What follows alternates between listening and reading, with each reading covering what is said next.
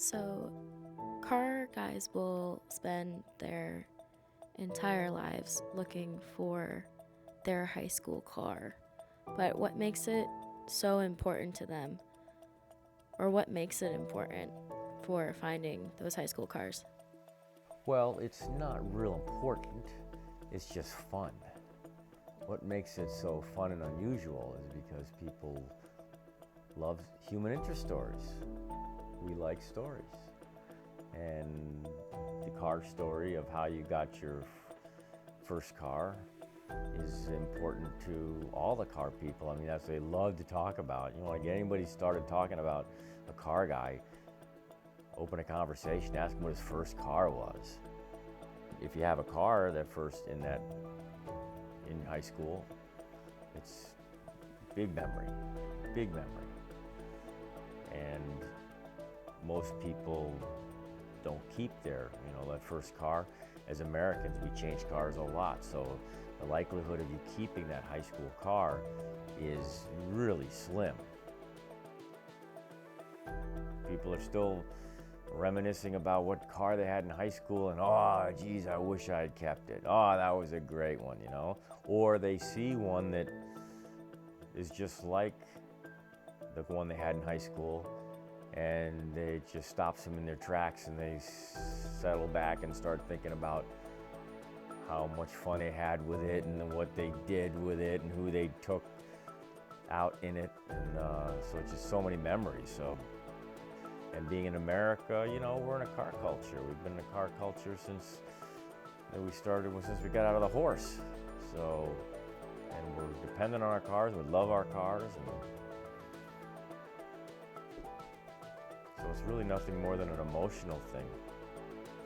So, we're here today because you found your high school car. Can you tell us a little bit more about that? Well, you know, you say you found, you know, they use the term, you know, say the question or statement, you found it. Well, that implies you were looking for it. And, you know, you can't find something if you weren't looking for it, you know. So, in my case, yes, the car just came back to me like a boomerang. I wasn't looking for it.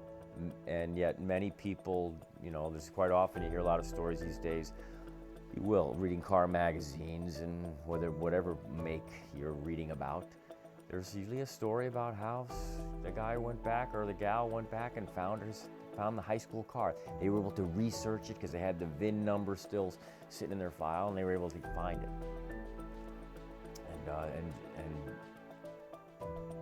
But in the case of this car, my first Mustang, I wasn't looking for it. Kind of gave up on it. And 20 years ago, we lost it. We gave it up 40 years ago, roughly. How did you lose your high school car? We were out in college, my brother and I, and I had my Mustang and he had his. We were using them to get to our aviation work, our flight instruction, our flight training job. We were doing flight training about 20 minutes from the college. And one day my brother wrecked his car, and it was in such bad shape that between the rust and the basic, it was pretty worn out. And so we weren't into restoring a car at that point. We were in high school. My dad wasn't interested in restoring anything. It was 1980 at that time. The car was 14 years old. It was considered just an old car. And so my brother just sold it to an auto body guy who wanted to buy it just for the small parts. So he sold it to this older gentleman who had a body shop in the next town over, and that was the last we saw of it. And that was 1980. So sad. And but I'd bought my other Mustang with my intention of putting that engine transmission into it and building sort of a recreation, a replica of my high school car. It was the same thing. So I didn't mind. It was like, we were beginning to realize at some point, even then, we didn't know that because of its vehicle identification number with a letter code in there designating the special engine, how valuable that car would become quite valuable compared to many Mustangs. over time. We really, even back in 1980, we were familiar, we were aware of what it was, but we didn't realize that it was worth keeping no matter what. So away it went.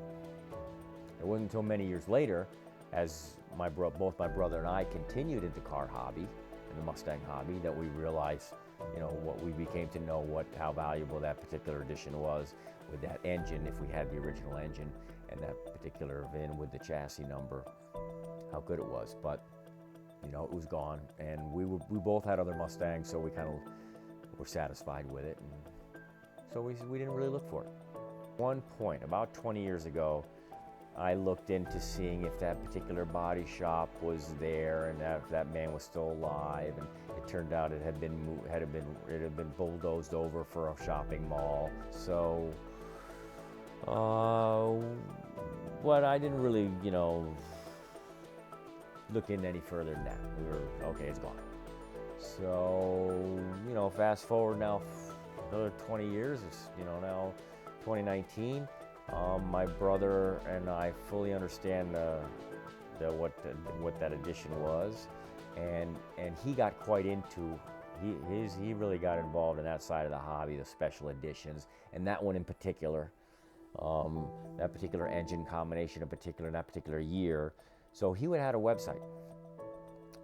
He had not a website, but a search engine that when any car of that particular year, 65 or 66, with that VIN number, with that letter designation, a K designation in the middle of the, designating the engine type. When any one of those came up, he would be notified. So, and every now and then he'll send me a picture. Hey, what do you think of this one? What do you think of that one? And so one day I came home in 2019, and my wife told me that that your brother has sent you a picture of a yellow Mustang. And I got home that evening, and I said, great. And, so the next morning I went, and it was typical of him to do that sort of thing. So the next morning I looked, I sat down at the computer and pulled it up and to look at what he sent me. Clicked on a nice yellow Mustang, and it was a good description. It was a professional dealer out in Nevada who was selling the car. In this particular ad, they put the full VIN number in the ad.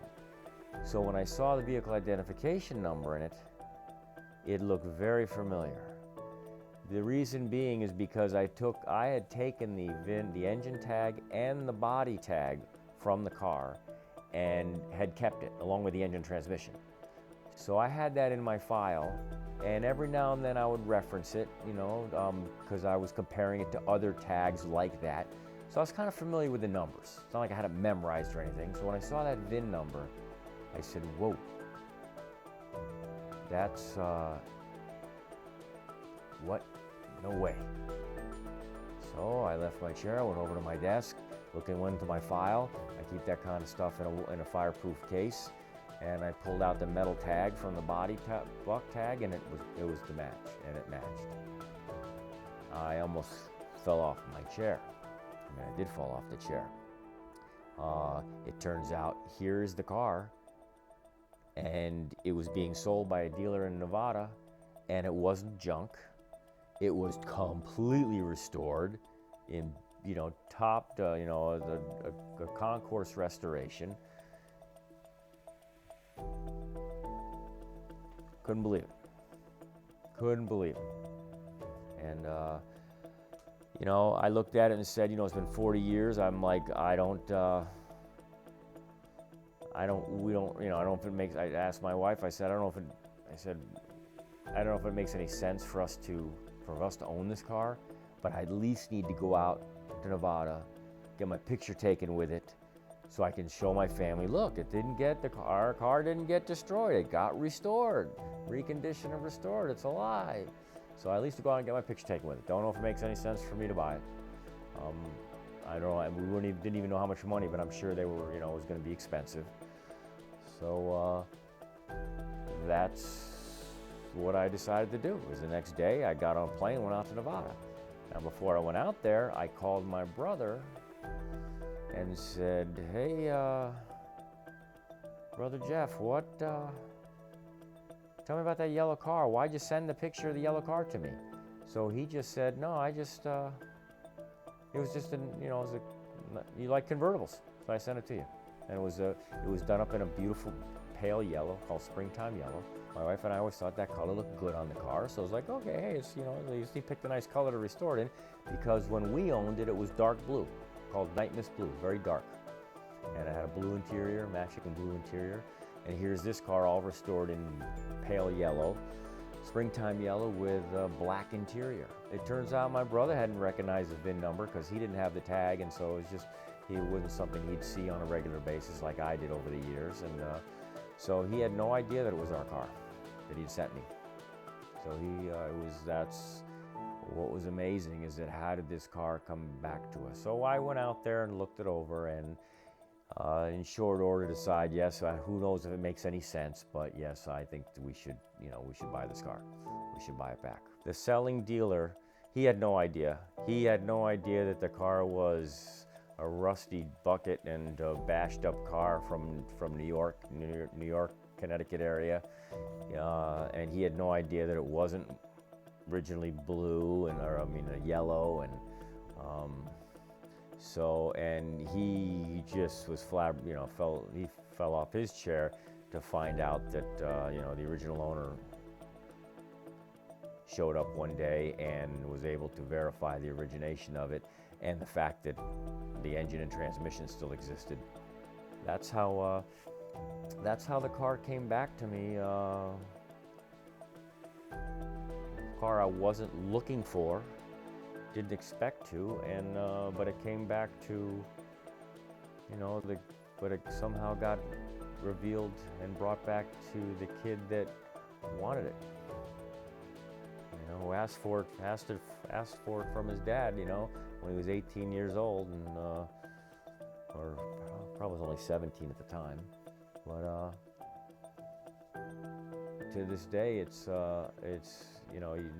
you hear about cars, people finding their high school cars and what have you, but this is bizarre how this just came back, and didn't come back to anybody. It came back to the kid who worked on it when he was 12 years old and fell in love and was hoping to have the car, but was told he couldn't have it.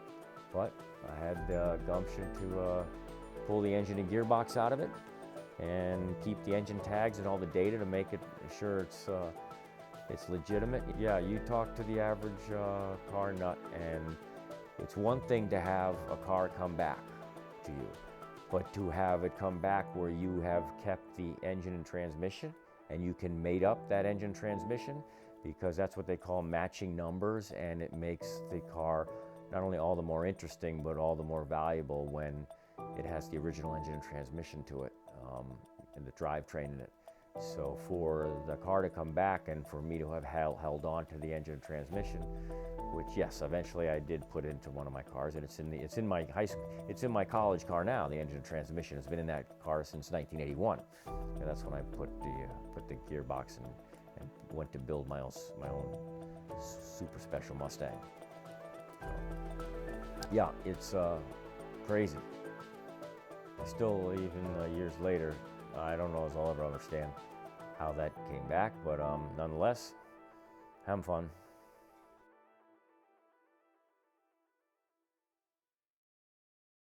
Okay, kick it.